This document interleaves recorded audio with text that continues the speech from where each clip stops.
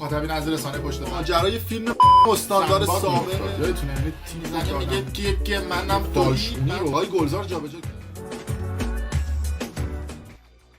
درود به مخاطبین عزیز، بنده امین فردین مأمور تیمم بار دیگه با یک برنامه پشت پرده دیگه با شما هستیم. امیدوارم که هر کجا این کره خاکی که هستید و صدا و تصویر من رو می‌بینید و میشنوید حال دلتون خوب باشه. امروز قصد اینه که در برنامه پشت پرده افشا بکنیم پشت پرده های تلویزیون من و تو رو و بررسی بکنیم که اصلا این تلویزیون کی تأسیس شده، با چه سرمایه‌ای تأسیس شده، مدیرانش چه افرادی هستن و گردش مالی این شبکه چجوری هستش و خلاصه اطلاعات پشمریزون همراه با سند و مدرک رو برای شما در طول این ویدیو نشون خواهیم داد. تلویزیون من و تویی که در طول این چند هفته گذشته البته منفوریت عجیب و غریبی هم بین بعضی از مردم پیدا کرده، چرا که در طول 90 روز گذشته که بسیاری از مردم کف خیابون‌ها رفتن، کشته شدن، بعضن بازداشت شدن و شکنجه شدن، عامل بازداشتشون رو همین تلویزیون من و تو میدونن، چرا که در طول این چند ماه گذشته و در طول این چند سال گذشته میدونید که مردم ها وقتی میرن توی خیابون ها با موبایل خودشون تصاویر اعتراضات رو ضبط میکنن و برای بسیاری از رسانه ها، شبکه های مختلف تلویزیونی، کانال های مختلف تلگرامی، اینستاگرامی، پیج های بزرگ توییتری ارسال میکنن که اخبارشون و جنایاتی که اتفاق داره میفته توی خیابون ها به گوش جهانیان برسه. اما از اون طرف تقریبا 100% رسانه ها وقتی که تصاویر مردم رو دریافت میکنن، تصاویر رو تار میکنن که افرادی که رفتن توی خیابون ها شناسایی نشن. اما در کمال ناباوری ما شاهد این بودیم که تلویزیون من و تو در طول این چند هفته گذشته تصاویر مردم رو تار نکرده و همین تار نکردن تصاویر مردم باعث شده که مامورای امنیتی بیان تصاویر این مردم معترض رو ببینن، شناساییشون بکنن و باعث بازداشت این افراد بشه. از اون طرف مجریان شبکه من و تو اومده بودن و استوری گذاشته بودن و گفته بودن که ما در من و تو تصاویر رو تار نمی کنیم. چرا؟ چون 43 سال است مردم ایران با ترس زندگی کردن و دیگه کافیه. ما ترویج شجاعت میکنیم نه ترس. و به نوعی اومدن گفتن که ما این تصاویری که داریم پخش میکنیم در تلویزیون من و تو برای هستش که مردم رو شجاع بکنیم. انگار مردم وقتی این تصاویر رو ببینن شجاع میشن. یعنی ببین نمیدونم سلطان شیشه میزنی شما؟ من نمیدونم چی میزنی.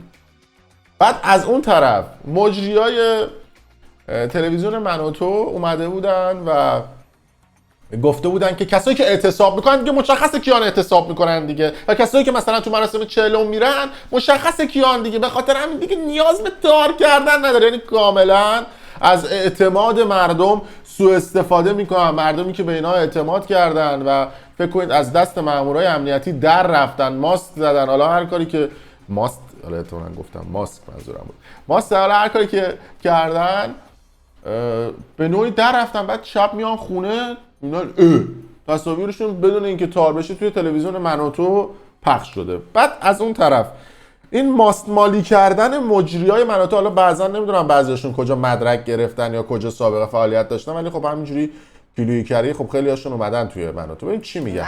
افراد گفته بودن بهم، ازشون خواستن که برای من لینک اون تصاویری که میخوان که بلر، یعنی باید بلر بشه وگرنه بلر یعنی همون تار شدن، چون من کلی فارسیم کم هستش برای همین بهتون توضیح میدم. ترناکر برای من بفرستن و یه سری ویدیو فرستادن مثلا از مراسم 40 که بلر نشده بود یا اعتصابات. این دو تا مراسم اصلا نه خطرناکه. مراسم 40 که کسی بلر نمیکنن، خب رفتن برای عزیزشون سر اسمشون مشخصه، جاشون مشخصه. آره اون مراسم 40 عادیه، پدر بزرگی، مادر بزرگی، عمه‌ای، خاله‌ای کسی فوت میکنه، عادی مراسم برگزار میشه. نه کسی که بچهش کف خیابون ها گلوله خورده و مردم اون مراسم 40 رو یک مراسمی میدونن که برن بعد از مراسم اعتراض بکنن.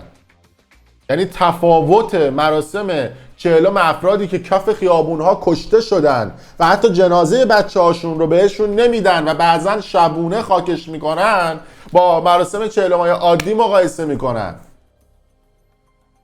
حالا بیا به اینا بگو، ببین رسانه دست کیا افتاده. خب بقیه‌اش بعد اعتصابات هم خودشون ویدیوهاشون رو میفرستن و اصلا اعتصاب کسی که میکنه مشخصه کی اعتصاب کارخونه ایران. و بعد خودشون تصاویر رو بفرستن. عمه و خالیشون عمه و خالشون که نمیفرسته که، خودشون میفرستن. اعتماد دارن بهتون و شما باید تصاویر رو تار بکنید، بلرش کنیم. مثلا اون فردی که اینجا اعتصاب کرده نفهمن اعتصاب که اصلا اعتصاب میکنن که شما ایمان داشته باشید. خب اون افرادی که در اتاق فکرن و در پشت صحنه جلسه گذاشتن، اونا اینا رو مثلا این حرفا رو گذاشتن دهنشون. فکر کن مثلا این 4 نفر بدونن داستان از چه قراره بخوان درس شجاعت بدن. خب فهمیم اعتصاب کردن. یا حتی برای تظاهرات وقتی که یه عده زیادی رو تو خیابون میبینیم، همونطور که خودت گفتی، یعنی که اون شخص تصمیم گرفته که بره و تمام اون ریسکایی که ممکنه باهاش مواجه بشه رو میدونه و با تمامی اونها میره برای اعتراضات و میره برای اعتراضات. نمیره که تصاویرش تو تلویزیون شما پخش بشه، که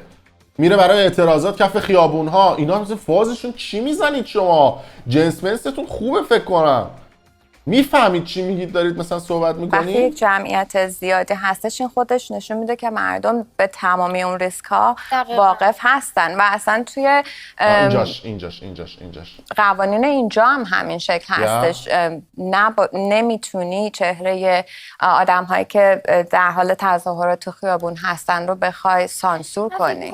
نمیتونی تصاویر کسایی که تو خیابون هستن رو سانسور کنی. بعد اینو کدوم قانون گفته میشه وقتی شما صحبت میکنید این قانونا رو هم تلویزیون نشون بدید؟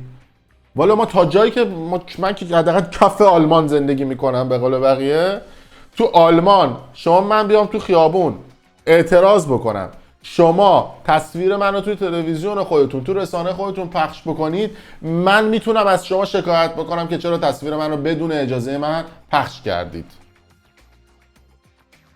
چی میگید؟ چی میزنید شما؟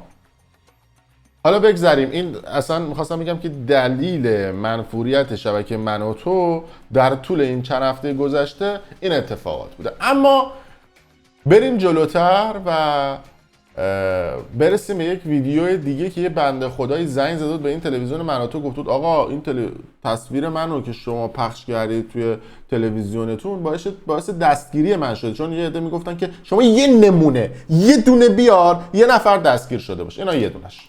توی ایران خطر وجود داره. اینجا ما داریم توی خیابون، کف خیابون با گلوله مبارزه میکنیم، با باتون مبارزه میکنیم. هر تصویری که از مبارزین ما دیده بشه براشون خطرناکه. من یکیشون هستم که خب این اتفاق افتاده و تاوانش رو دادم. به خاطر انتشار تصویر ما شما تاوانش رو پس دادید؟ دقیقا. نه تصویر خودم در برنامه‌های شما. یعنی شما رو گرفتن و گفتن شما خودم؟ نه، یعنی شما رو گرفتن و مشکلاتی برام پیش اومد.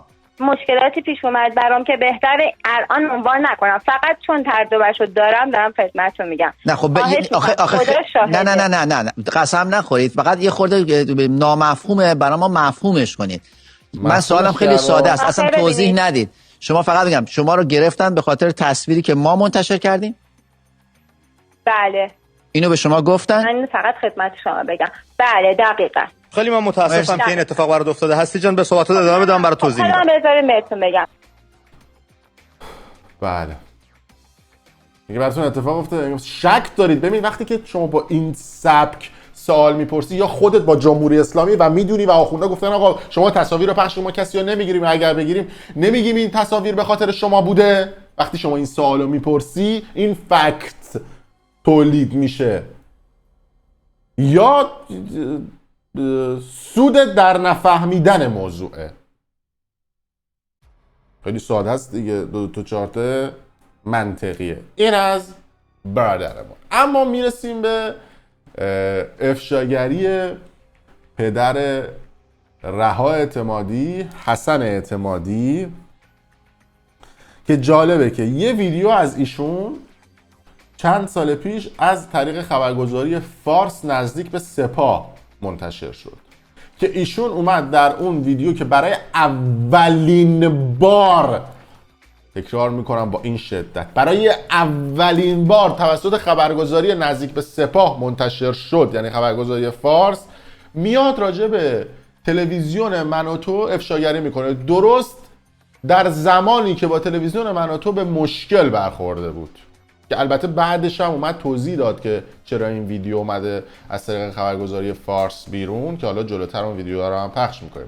اما به هر حال توضیحات و اطلاعاتی که در اون ویدیو در خصوص اسناد مالی شبکه من و تو میده، به هر حال صحبت‌های خودشه دیگه، اطلاعات فیک هم نیست، خودش داره توضیح میده، میتونه قابل رفرنس باشه که جلوتر به بقیه اسناد میرسیم. ببینیم چی میگه.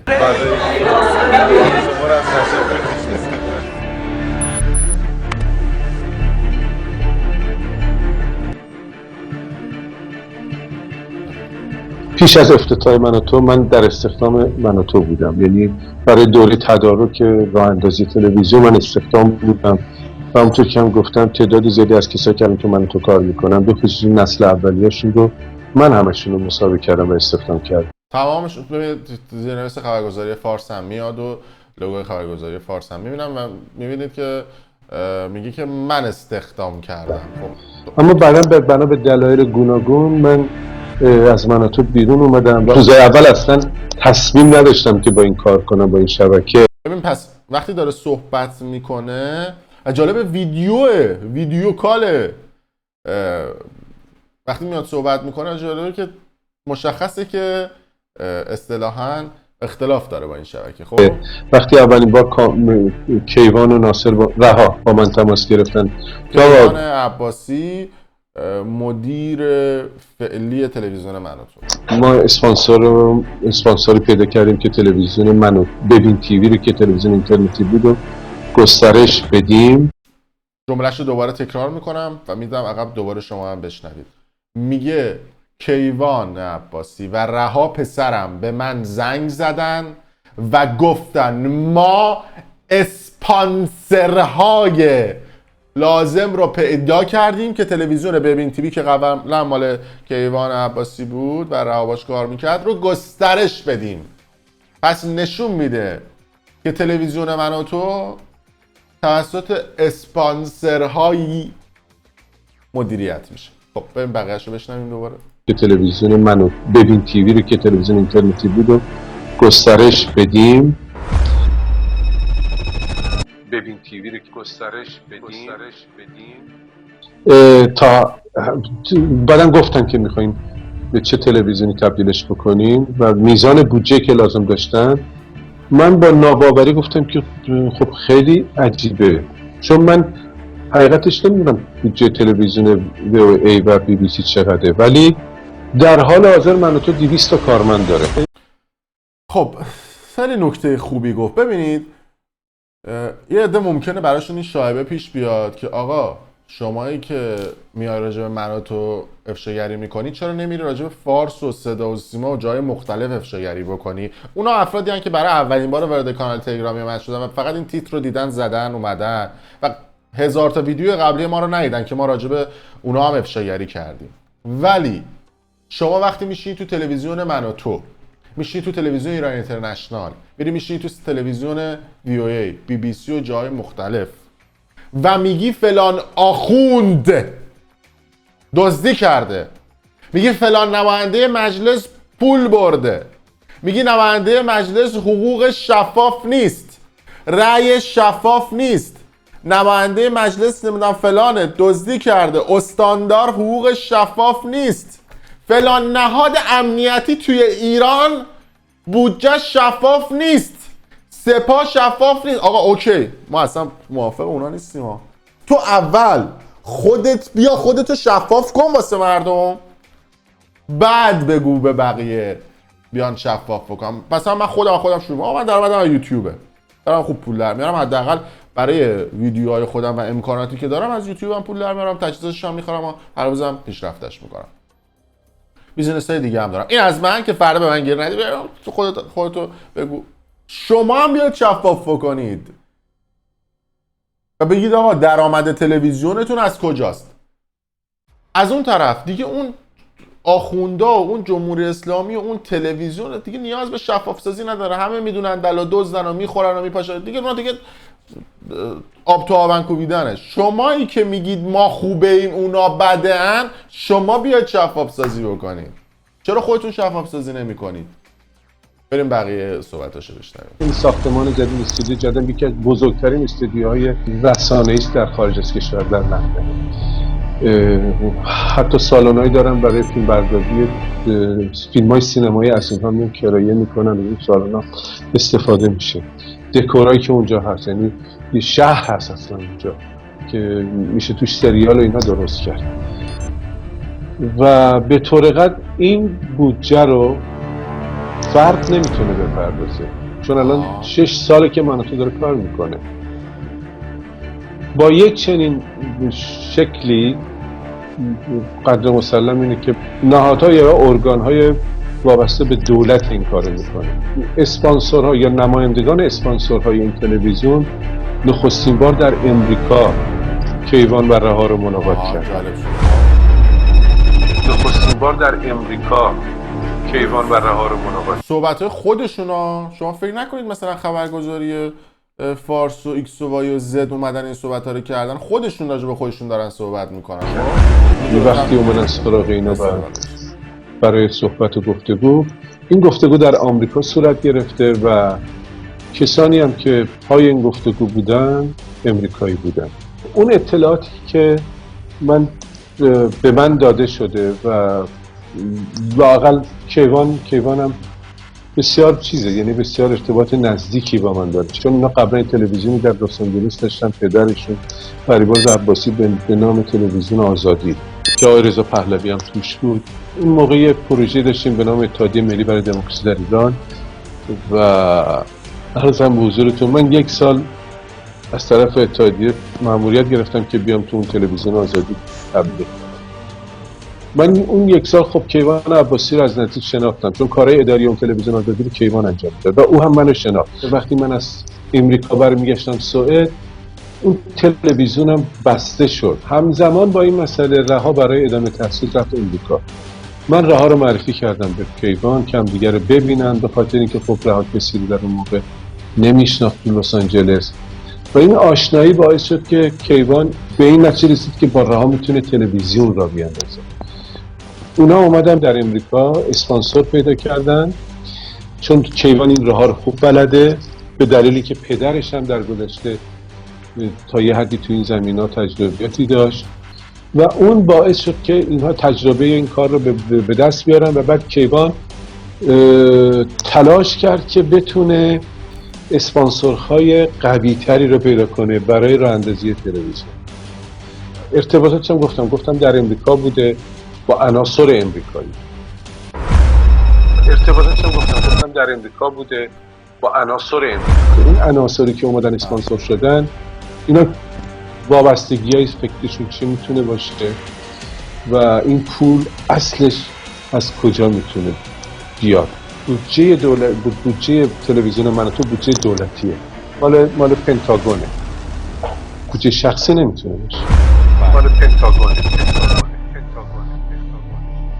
این صحبت‌های این کیوان عباسی باید بیاد بگه، رها باید بیاد بگه که آقا ما امکانات مالیمون رو از این کشور یا از اون کشور میگیریم. ولی نمیگن. اونها هم بر اساس تعهدی که با اسپانسورهای خودشون دارن چنین حرفی رو نمیزنن.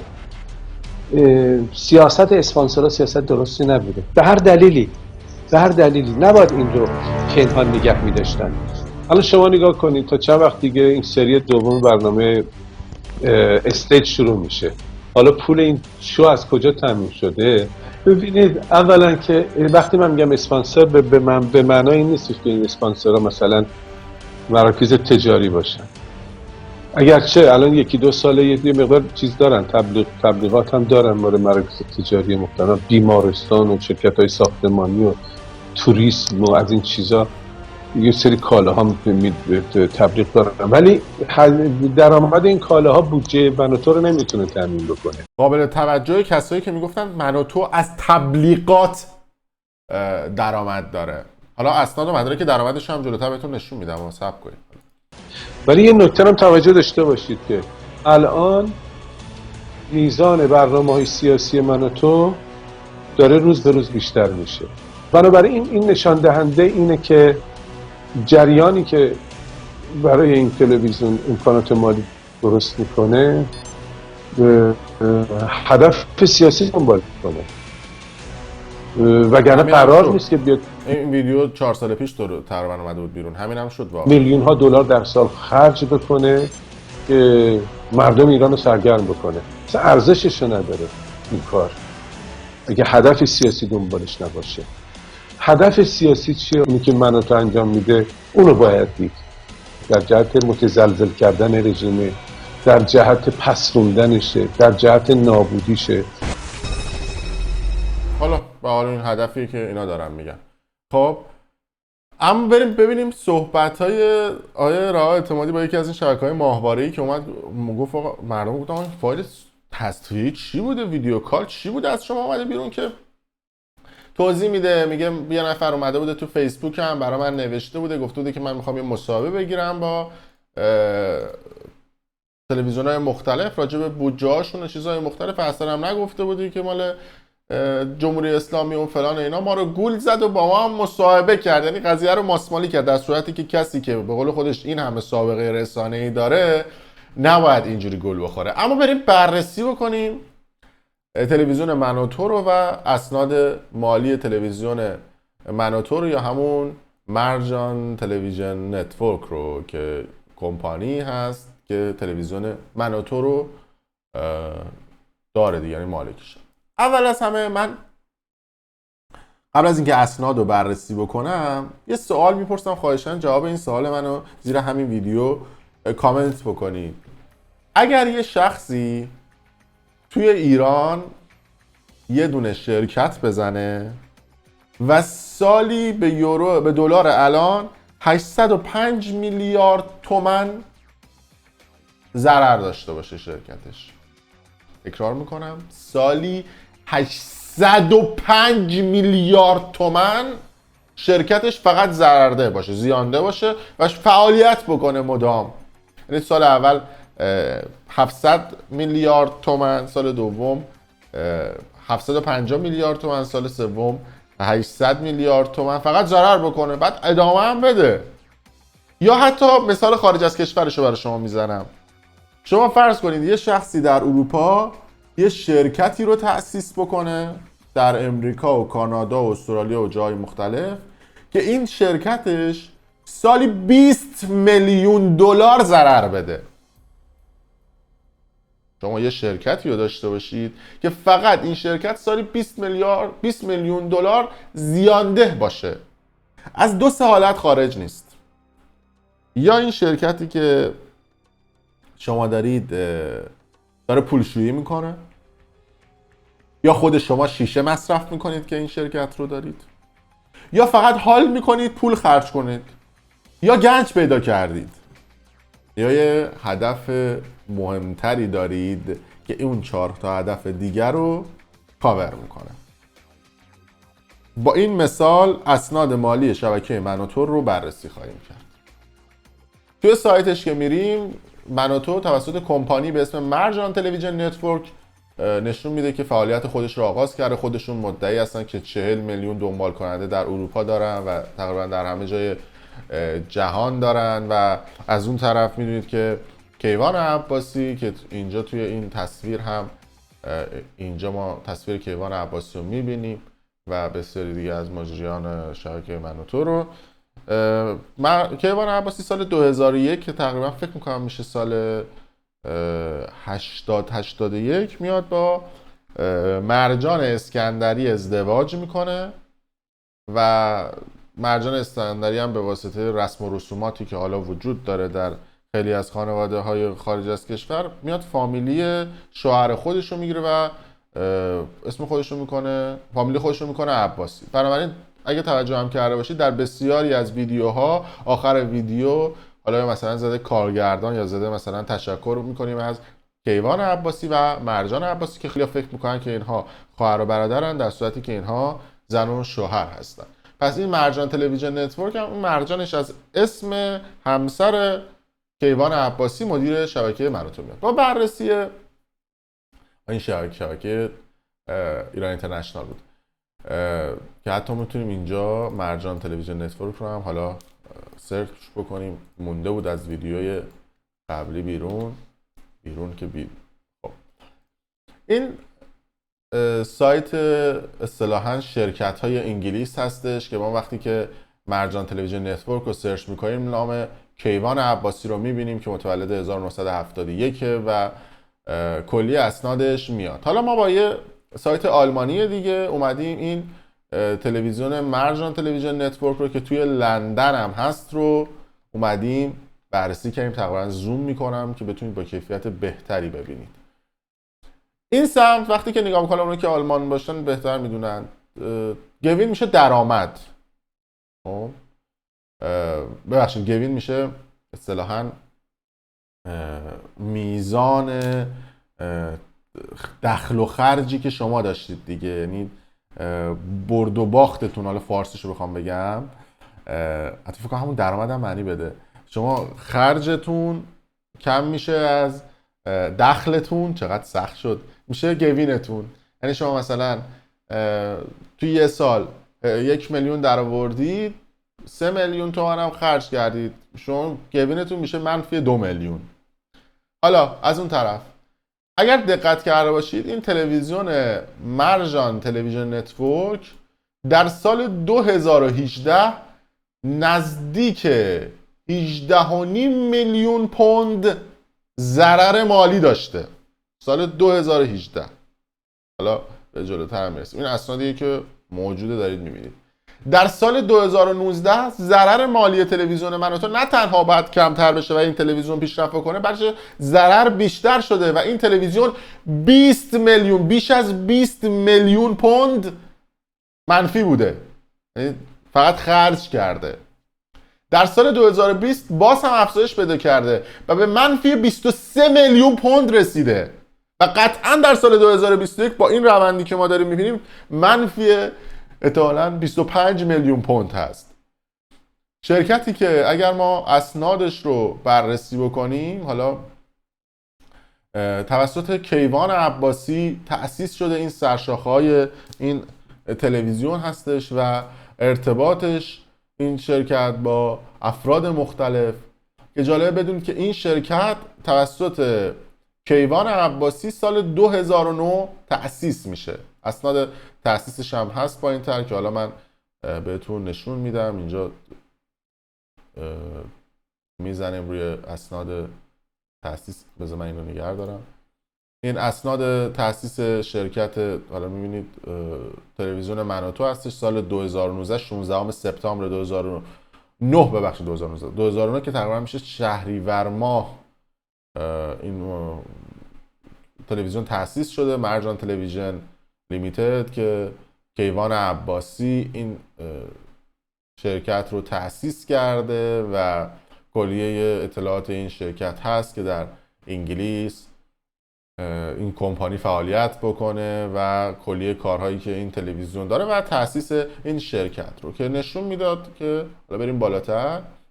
این شرکت سال 2009 تأسیس شده توی لندن، اسمش هم گذاشتن مرجان تلویزیون نتورک.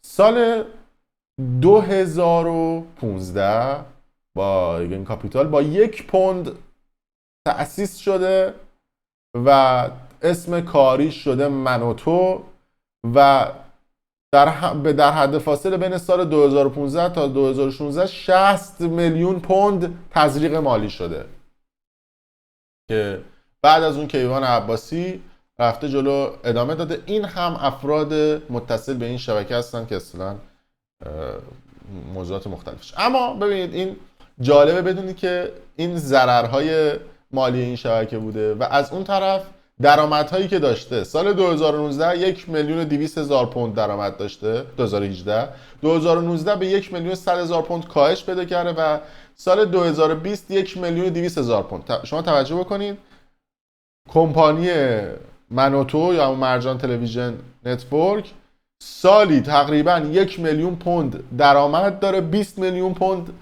خرج داره و دخل و خرج به هم دیگه نمیخونه. گفتم بعد جالبه که همین 20 میلیون پوند میشه 805 میلیارد تومان به دلار امروزی فقط خرج این شبکه است. 805 میلیارد تومان شما در سال فقط خرج بکنی واسه مردم.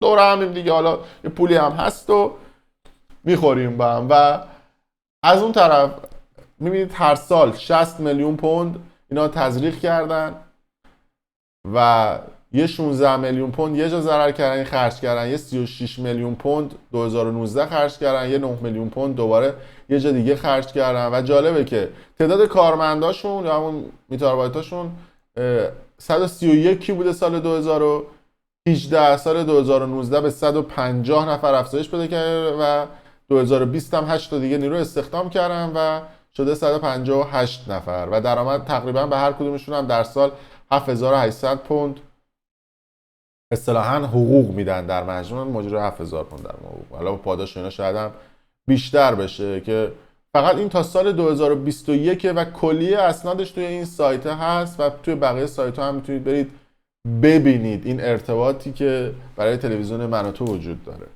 و سوالی که پیش میاد این هستش که آقا تلویزیونی که هر سال داره ضرر میده و هر سال از جیب داره خرج میکنه چه هدفی رو داره دنبال میکنه؟ و براتونم چند تا دلیل آوردم دیگه، گفتم که یا پولشویی میکنه، یا شیشه میکشن مدیرانش و حالیشون نیست دارن چی کار میکنن، یا اصلا اون پوله براشون مهم نیست، میگن ما یه پولی داریم و حالا میخوایم خرجش بکنیم، یا اینکه میگن ما عاشق مردم ایرانی و عاشقانه از صمیم قلبمون داریم برای مردم این پول خرج میکنیم، یا پولی هست یا گنج پیدا کردن.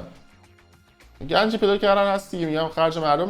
دلیل آخری هم میتونه وجود داشته باشه که همه اینها رو داره کاور میکنه و اون شاید دلیلی باشه که دارن فعالیت میکنن و ما هم منتظریم ببینیم که خودشون دارن چی میگن. پس این تلویزیونی که میان میگن که ما داریم ترویج شجاعت میکنیم و چنین و چنان، یه لطفی بکنه بیاد راجع به اسناد مالی شفاف سازی بکنه که چه چیزی باعث میشه که 20 میلیون پوند شما در سال ضرر بکنید و همچنان تلویزیون داری بکنید. حالا بعد برای تلویزیون ایران اینترنشنال تلویزیون هم که حالا به حال گویا اسنادشون رو هنوز رسانه‌ای نکردم صحبت می‌کنم، تمام این اسناد هم موجوده و ثبت شده در اداره مالیات ها، یعنی کسی نمیتونه بگه که این اسناد نیست یا دروغه. تمام اسناد وجود داره و ثبت شده و قابل استعلامه و میشه استعلامش کرد.